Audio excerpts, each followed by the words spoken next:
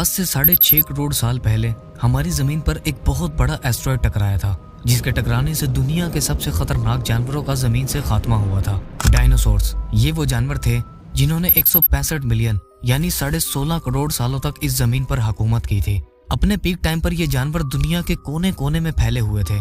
एक एस्टीमेट के मुताबिक जब जुरासिक पीरियड अपने पीक पर था तब दुनिया में डायनासोर्स की पॉपुलेशन 2.5 बिलियन यानी 250 करोड़ से भी ज्यादा थी।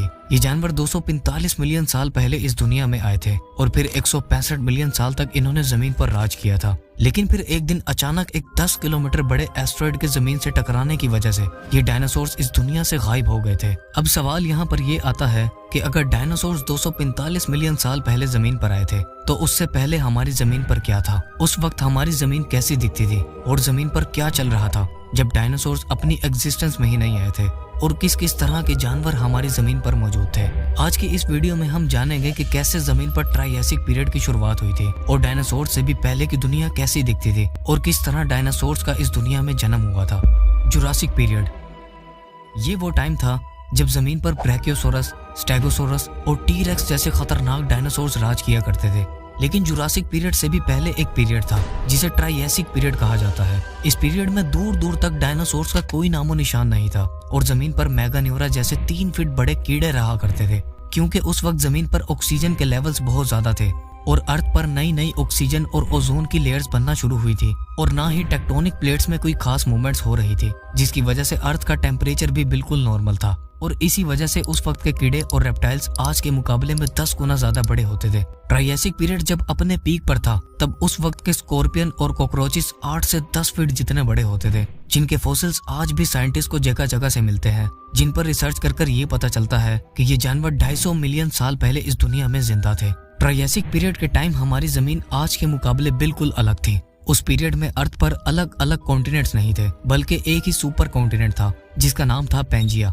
इस कॉन्टिनेंट में जमीन के सारे हिस्से एक दूसरे से जुड़े हुए थे, जिसे अगर स्पेस से देखा जाता तो वो सी शेप का स्ट्रक्चर बनाते थे। ट्रायसिक पीरियड के टाइम जहाँ कीड़े और रेप्टाइल्स इतने बड़े और खतरनाक थे, वहीं उस दौर के जानवर यानी उस दौर के शिकारी भी बेहद बड़े और खतरनाक थे। और ये वही जानवर थे जो आगे चलकर डायनासोर्स के एंसेस्टर्स बने थे, यानी यही जानवर इवॉल्व होकर डायनासोर्स बने थे। इन जानवरों में सबसे ज्यादा खतरनाक थे साइनैप्सिड्स, जिन्हें जमीन का सबसे पहला मॉन्स्टर भी कहा जाता है। ये जानवर 20 से 25 फीट जितने बड़े होते थे और इनका वजन 600 केजी से भी ज्यादा वजनी होता था।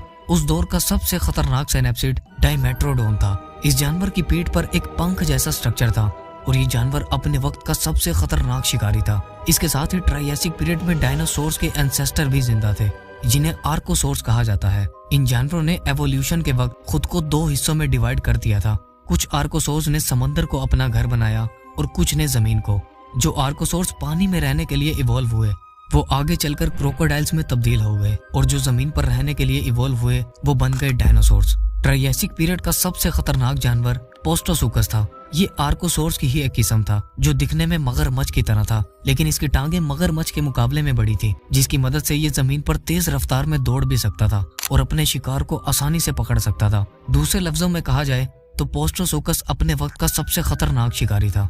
ये तो थे वो जानवर जो जुरासिक पीरियड से भी पहले यानी डायनासोर से भी पहले ट्रायसिक पीरियड में जमीन पर रहते थे। लेकिन अब बात करते हैं कि आखिर ट्रायसिक पीरियड से भी पहले जमीन पर क्या था और किस तरह ट्रायसिक पीरियड से जुरासिक पीरियड आया और वो क्या रीजन थी जिसकी वजह से ट्रायसिक पीरियड का एंड हुआ था और इसमें रहने वाले जानवर भी दुनिया से खत्म हो गए थे, जिनके बाद डायनासोर्स दुनिया में आए थे। ये जानने के लिए चलिए वक्त में थोड़ा और पीछे चलते हैं। ट्रायसिक पीरियड की शुरुआत 250 मिलियन साल पहले एक बहुत बड़े मास एक्सटिंक्शन की वजह से हुई थी, जिसे साइंटिस्ट पर्मियन मास एक्सटिंक्शन का नाम देते हैं। साइंटिस्ट के मुताबिक ये एक्सटिंक्शन दुनिया की तारीख का सबसे भयानक मास एक्सटिंक्शन था, जिसकी वजह से जमीन से 95% जिंदगी खत्म हो गई थी और इसी वजह से इसे द ग्रेट डाइंग भी कहा जाता है। इस ग्रेट डाइंग के दौरान पूरी दुनिया में मौजूद जानवर, फिर चाहे वो जमीन पर रहने वाले थे या समंदर में, पूरी तरह से खत्म हो गए थे और सिर्फ चंद जानवर ऐसे थे जो इस आफत को सरवाइव कर गए थे। इस मास एक्सटिंक्शन ने पूरी दुनिया को तहस नहस कर दिया था। इस पीरियड के दौरान जमीन का टेम्परेचर बहुत एबनॉर्मल था। कुछ जगहों पर इंतहा की गर्मी थी